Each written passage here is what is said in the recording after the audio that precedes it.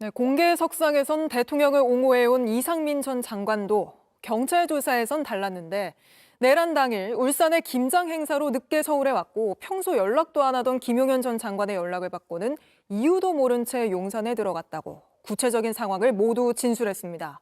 윤 대통령이 계엄 선포를 와이프도 모른다, 알면 굉장히 화낼 것 같다는 말도 했다고 진술했는데 김일한 기자입니다. 12.3 내란 사태 당일 이상민 전 장관은 김용현 전 국방부 장관의 전화를 받습니다. 경찰 진술에 따르면 오후 6시 11분 김용현 전 장관이 전화로 어디냐고 물어와 울산에서 김장 행사를 하고 회의를 하다 서울로 가는 길이라 답했고 그러자 김 전 장관이 도착하는 대로 바로 용산으로 들어오라고 했습니다. 하지만 이 전 장관은 평소 김 전 장관과 거의 통화한 적이 없고 사석에서 만난 적도 없다고 주장했습니다. 윤 대통령은 이 전 장관의 충암고 4년 선배, 김 전 장관은 5년 선배입니다.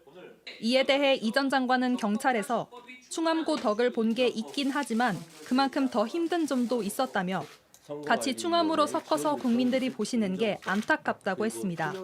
이 전 장관은 당시 용산에 소집된 국무위원들이 이해할 수 없다며 행안부 장관이 가서 말씀 좀 드려보라고 했다는 진술도 했습니다. 하지만 윤 대통령이 국무위원 한 사람 한 사람이 느끼는 바와 국가를 총괄하는 대통령이 인식하는 상황과 책임이 다르다며 곧장 떠나 더는 할 수 있는 게 없었다고 했습니다. 정무수석의 어깨를 치며 대통령을 잘 좀 말려봐요라고 말한 기억이 있다는 이 전 장관의 매우 구체적인 진술도 담겼습니다. 이 전 장관은 또 경찰에서 윤 대통령은 참모들에게 아무도 모른다, 심지어 와이프도 모른다, 와이프가 굉장히 화낼 것 같다고 말한 것으로 알려졌습니다. JTBC 김일환입니다. 네, 보신 것처럼 윤석열 대통령의 최측근인 이상민 전 장관의 진술을 포함해 사실상 모든 국무위원의 경찰 진술이 탄핵 심판에 나섰던 대통령과 김용현 전 장관의 증언을 정면으로 부인하고 있습니다. 바로 취재 기자와 자세히 짚어보죠. 자, 박병현 기자. 모든 걸 내가 다 한 거다, 다 내 탓이다. 이렇게 김용현 전 장관은 증언을 했었는데 지금 국무위원들의 진술을 보면 다 정면으로 반박하고 있는 거 아닙니까? 예, 맞습니다. 오늘은 일단 크게 세 갈래로 나눠서 살펴보겠습니다. 네. 먼저 김용현 전 장관이 이 12.3 계엄 전 국무회의가 정상적인 국무회의였다고 주장한 부분입니다. 1시간 30분 넘게 순차적으로 심의가 이루어졌다고 보시면 되겠습니다. 김용현 전 장관은 이때 각 부처 장관들에게 계엄 상황에 따른 지침을 내렸다고도 했습니다. 기재부 장관뿐만이 아니고 외교부 장관도 있었고 또 그 경찰청장, 또 국무총리, 또 행안부 장관도 있었고.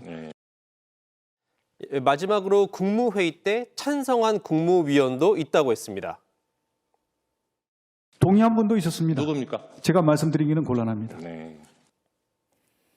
네, 지금 김용현 전 장관의 증언 내용을 좀 들려드렸고요. 하나씩 짚어보면요. 정상적인 국무회의였다고 말한 국무위원, 경찰 조사에선 한 명도 없던 거 아닙니까? 맞습니다. 최상목 대통령 권한대행은 경찰 조사에서 그 자리가 국무회의라면 심각한 절차적 하자가 있다고 생각한다, 이렇게 했습니다. 네. 경찰이 그 이유를 묻자 단순히 대기하다 나온 정도니까요 라고 진술을 합니다.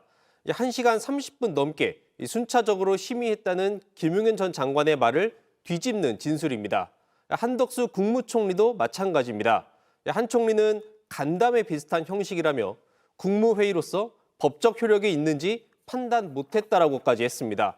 충분한 심의를 거쳤다고 주장하는 사람은 마치 약속 대련을 하듯 증인신문을 한 윤 대통령과 김용현 장관 두 사람뿐입니다. 네, 그러면 김용현 전 장관이 국무총리를 포함해 각 부처 장관에게 건넸다는 그 문건에 대해서는 어떤 입장입니까? 예, 김용현 전 장관은 비상계엄 주무장관으로서 관련 부처에 협조하라는 지침을 준 것이라고 밝혔습니다. 그런데 김 전 장관이 지목한 장관들의 말은 다릅니다.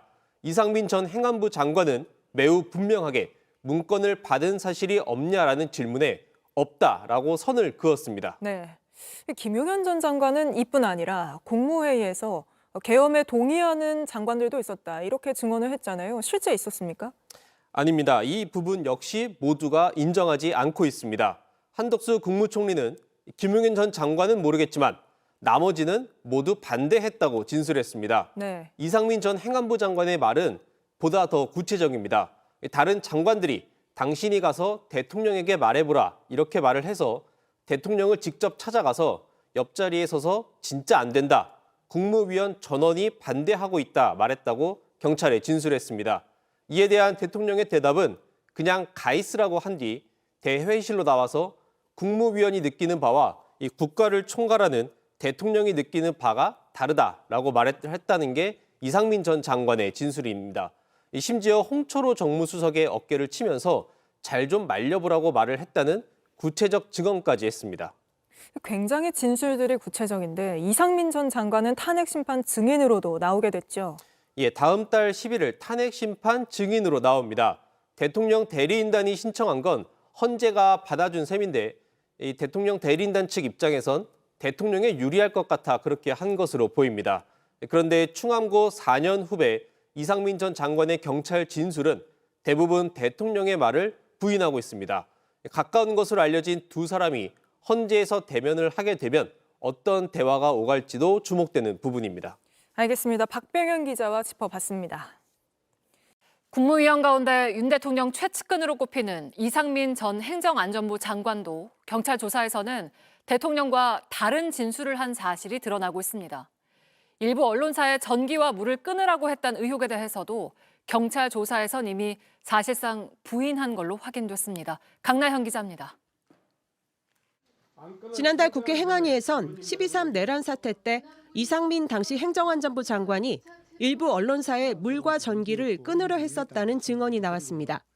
이상민 전 장관이 전화로 청장님께 의논했던 또는 통보했던 내용이 주요 언론사 단전 단수와 관련된 내용이었습니까? 특정 몇 가지 언론사에 대해서 경찰청 쪽에서 요청이 있으면은 협조하라는 그런 내용이 있습니다. 일주일 뒤 국회에 나온 이 전 장관은 해당 의혹에 대해 입을 닫았습니다. 방송사 단전 단수 지시하셨습니까? 증언하지 않겠습니다. 그런데 이미 한 달 전 경찰 조사에선 사실상 이를 부인하는 주장을 한 것으로 드러났습니다. 계엄 선포 직후 소방청장에게 전화한 건 맞지만 사건 사고 들어온 게 있냐고 물었고 때가 때인 만큼 국민 안전을 각별히 챙겨달라는 요청만 했다는 겁니다. 계엄 선포 직후엔 계엄은 고도의 통치행위라며 옹호하더니 정작 2주 뒤 경찰 조사에선 계엄 내용을 제대로 알았다면 몸을 써서라도 막았을 것이라고 정반대 진술을 한 데 이어 계엄에 적극 가담한 행위로 여겨질 수 있는 단전 단수 지시 역시 부정한 셈입니다.